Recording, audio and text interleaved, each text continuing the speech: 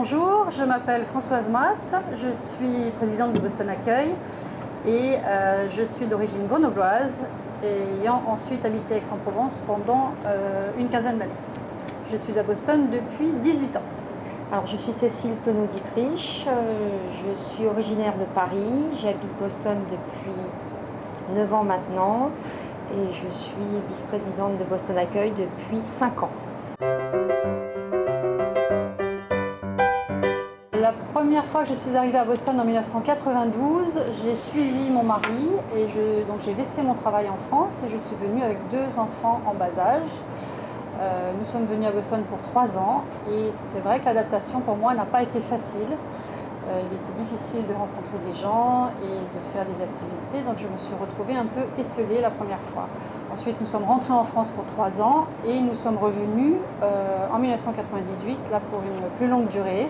Alors, moi je suis donc arrivée en 2007 à Boston pour suivre mon cher époux qui était appelé à des fonctions aux États-Unis. Donc je laissais derrière moi une carrière d'avocat et j'arrivais avec 2 enfants aussi jeunes. C'est vrai que sans l'accueil des Français ici et Boston Accueil, l'arrivée aurait été beaucoup plus difficile et en réalité on est arrivé dans une communauté française très accueillante, dont Françoise Matt, qui était la présidente déjà de Boston Accueil. Et ça nous a permis de s'installer, de s'intégrer très rapidement à Boston, malgré la différence culturelle et les appréhensions qu'on pouvait avoir. Quand je suis revenue en 1998, j'ai donc cherché une association dans laquelle je pouvais apporter quelque chose et j'ai trouvé que Boston Accueil, qui avait été créé par Christine Bolzan en 1992, correspondait exactement à ce que je cherchais. J'ai repris le flambeau de la présidence en 2005. Donc je veux juste vous rappeler que Boston Accueil fait partie d'un réseau qui est très important. C'est une association qui est donc liée à une fédération qui s'appelle la FIAF, Fédération internationale des accueils francophones et français à l'étranger. Donc nous sommes dans un réseau de 200, à peu près 220 accueils aujourd'hui dans le monde, sur 5 continents. Nous sommes une association qui est apolitique, aconfessionnelle et qui est animée par des bénévoles. Nous sommes une dizaine au bureau. C'est vrai que j'ai voulu reprendre un peu le poste de vice-présidente pour rendre ce qu'on m'avait donné quand moi je suis arrivée, c'est-à-dire donner aux gens qui arrivent des indications, comment trouver un boucher, un boulanger, des choses très simples de la vie de tous les jours, parce que lorsqu'on arrive, on est effectivement un petit peu perdu, bien qu'on pense que les États-Unis, c'est très proche culturellement de la France, ça reste quand même un pays très différent. Donc Boston Accueil, on a une vocation à permettre l'intégration des gens qui arrivent. Donc on leur propose des activités diverses, culturelles et aussi festives. Ce que l'on n'imagine peut-être pas quand on vient en expatriation, c'est l'éloignement du cercle familial, amical, qui n'est pas toujours facile à gérer.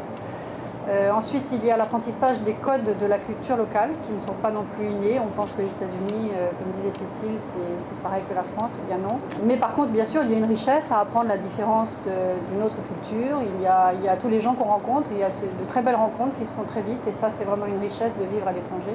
Alors, c'est vrai que quand on pense aux États-Unis, Boston, on se dit c'est pareil que la France. Et en fait, quand on arrive, on se retrouve confronté à des petites difficultés d'ordre matériel, toutes simples, comme mettre du papier à lettres dans une enveloppe.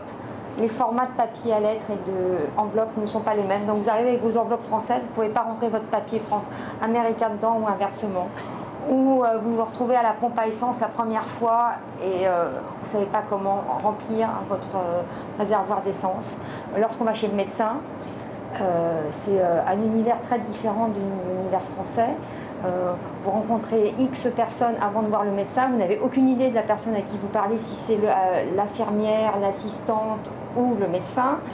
Et vous êtes là avec vos petits soucis, ou en plus en anglais, c'est compliqué d'expliquer pourquoi vous venez voir le médecin. C'est des petites différences qui font qu'on se sent étranger quand on arrive et on est un tout petit peu perdu. Bon, ça va très vite, mais il y a des codes à apprendre. Boston a l'avantage d'être en bord de mer, nous avons de très belles plages, nous avons Cape Cod qui est quand même magnifique, et nous sommes pas loin de New York, pas loin du Québec aussi, qui est quand même une belle région. Moi, je suis un peu comme Françoise, j'ai des origines bretonnes, donc j'aime bien la côte. Et c'est vrai qu'ici, on a une chance extraordinaire, on a une côte magnifique. Qu'on aille vers le nord, vers Gloucester, il y a des plages magnifiques qui sont assez sauvages et accessibles. On est aussi près des montagnes, donc on a les White Mountains à côté. On peut aller faire du hiking, on peut se promener, on peut skier sur la glace, certes. Mais c'est quand même l'avantage de la région, c'est que vous avez la mer d'un côté et la montagne de l'autre.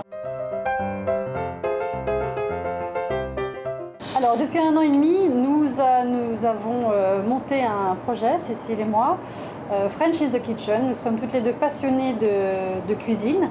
Nous avions d'ailleurs donné des cours de cuisine pour Boston Accueil notamment. Et nous voulions partager notre passion autour de la cuisine et notre savoir-faire avec des Américains.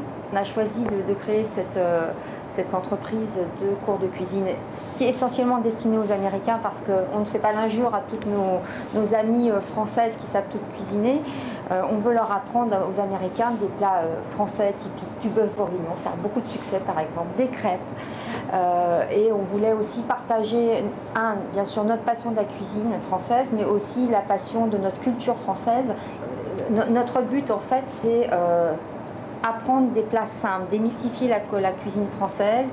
Vous vous retrouvez dans une cuisine de la cuisine de monsieur et madame tout le monde, vous vous retrouvez à 4, 5, 6 personnes et on leur explique depuis le début comment élaborer un plat et après le déguster ensemble. Donc c'est un bon moyen aussi de passer un moment très convivial, amusant autour d'un bon plat français, d'un bon dessert français avec les recettes traditionnelles françaises.